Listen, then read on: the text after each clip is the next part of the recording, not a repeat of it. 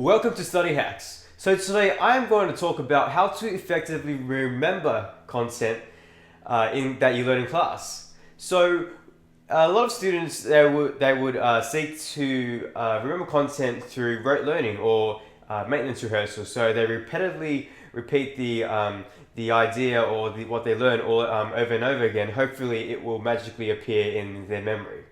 And as we all know, that tends to be unreliable, and sometimes it doesn't work. Sometimes it does work, and sometimes I actually do use it. But there are so many other reliable techniques to remember things. So why use it? So, how do you effectively remember content? Elaborative rehearsal. So this is based on the idea that our brains, our memory, is organized through different nodes. So different nodes of information are linked to each other by neurons in relation to how they relate to each other. So, for example, the information of, let's say, dark chocolate. So you got the idea, the node of dark chocolate, and just some information about it, and that's linked to different other information related to dark chocolate, such as when is dark chocolate made, where is it made, all that other kind of stuff. And they're also related to other things which are related to each other.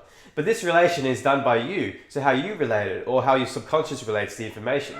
So what does this have to do with elaborative rehearsal? Elaborative rehearsal is the idea of linking information from the thing that you learn to things that you already know. So by linking this, we increase the chances of encoding the information into our memory, and also we have a better recall of the memory. So by recalling other things related to the node, it increases the chances of encoding, recalling the information that we had learned.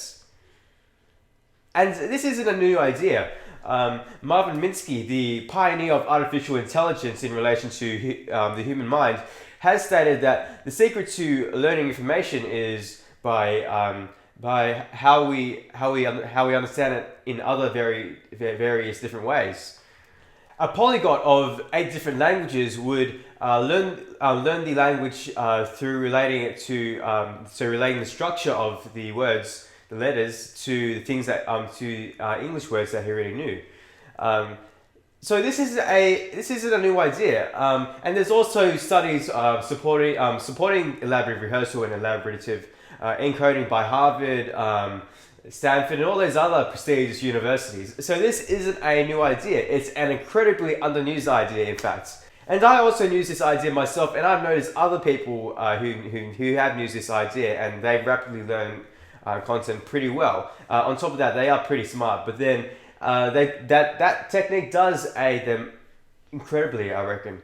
So this goes to the question, how exactly can you use elaborative rehearsal or elaborative encoding to your advantage? So I'm going to give you some techniques on how to use it. So one of the ideas is to link it to your desires. So if you can. So if, let's say, you're learning about business management and you want to make a great business, then you're going to have a good corporate culture, and this is what you're learning. So you've got to somehow link the information to your desires, so how you can use this information later on. A second technique is to visualize the information into a less abstract idea. So, and this is a good idea for things like maths, and all the sciences, where the ideas might be hard to visualize. But how exactly do you visualize something that's hard to visualize? Just make it into metaphors. So let's say you want to try to remember the graphs in maths. So you want to learn. So you want to try to remember the exponential graph. You could visualize something like a slide, because the exponential is a curve.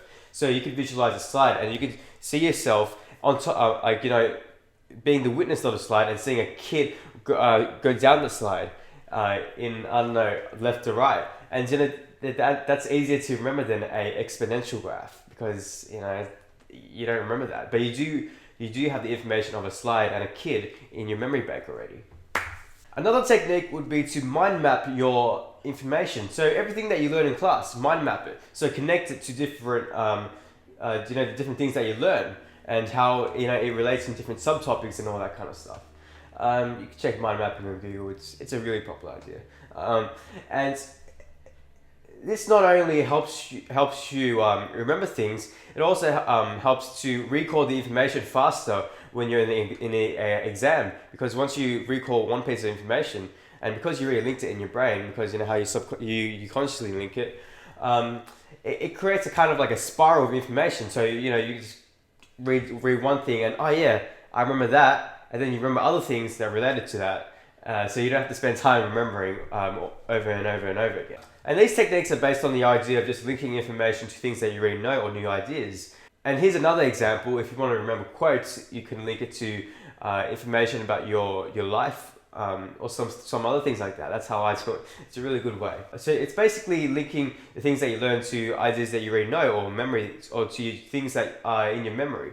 And this is really effective for encoding the information and encoding and just retaining it, basically.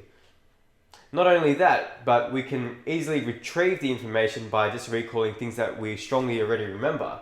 And this isn't just this isn't the only way. There are heaps of other ways to remember content, and there is ways such as remaining interested in the information that you learn. So, for example, we kind of we easily remember the names of people we're attracted to, and there's also finding humor in the information we really learn, that we are learning. And there is also using visual cues or feeling cues, kind of all the things, depending on if you're a visual learner and all that. And that's what I'm going to get into in part 2, which is probably going to be more cohesive and more makes more sense. I will be more eloquent about it. Alright, so thanks for watching. If you like the video, subscribe. Check out my other videos. This is my first video. I'll probably delete it soon. Make another one of this because it's really messy. Anyways, thanks for watching.